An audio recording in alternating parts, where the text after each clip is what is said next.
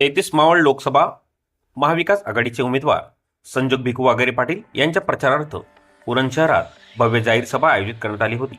सभेचे प्रमुख आकर्षण असलेले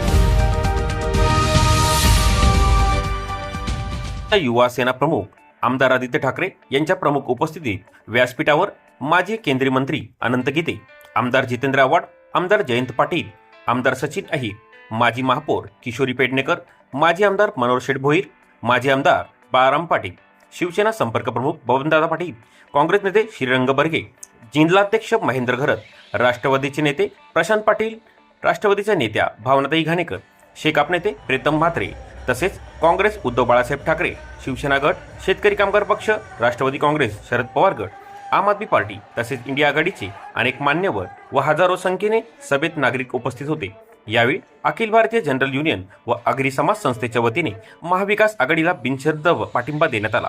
शिवसेना रायगड जिल्हाध्यक्ष मनोहर शेठ भोईर यांच्यातर्फे येणाऱ्या सर्व मान्यवरांचे उरण विधानसभा महाविकास आघाडीच्या वतीने स्वागत, सन्मान व सत्कार करण्यात आले।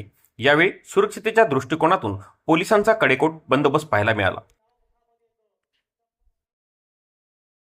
निश्चितच या भागामध्ये जे गेल्या 10 वर्षामध्ये जो अन्याय झालाय, विकासाच्या नावाखाली काही मंडळींनी या ठिकाणी नुसतं काम केलं आणि विकास करण्यासाठी आणि विकास शोधण्यासाठी गद्दारकी पत्करली आणि त्यांनी गद्दारांबरोबर गेले आणि त्या ठिकाणी विकास शोधण्याचा प्रयत्न ते करत आहेत आणि त्यांना अजूनही विकास सापडलेला नाही।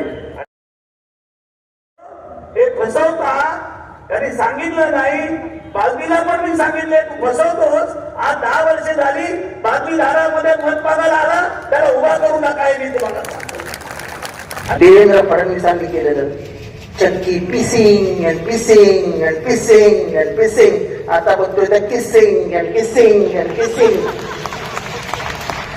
आणि घरातल्या हातात तुतारी आलेली आहे, ते तुतारी तर वाजवायची आहे, मशाल पेटवायची आहे, हात दाखवायचा तर भाजपला दाखवायचं की ताकद काय आहे। पण आज इथे महिला खूप मोठ्या संख्येने आल्या आणि मी नेहमी म्हणत असतो जिथे महिला आहे तिथे विश्वास आहे, जिथे विश्वास आहे तिथे विजय आहे। अनेक सभांमध्ये उद्धव साहेबांवर विश्वास ठेवून उद्धव साहेबांना कुटुंब प्रमुख मानून 50%हून जास्ती महिला येत असतात। आज मी ह्या महिलांना विचारत आहे, तुम्ही हा देश जसा भाजप चालवत आहे ते तुम्हाला मान्य आहे का? मान्य आहे का? न्यूज अपडेट पाहण्यासाठी आजचा महाराष्ट्र न्यूज चॅनल लाईक व सबस्क्राईब करा।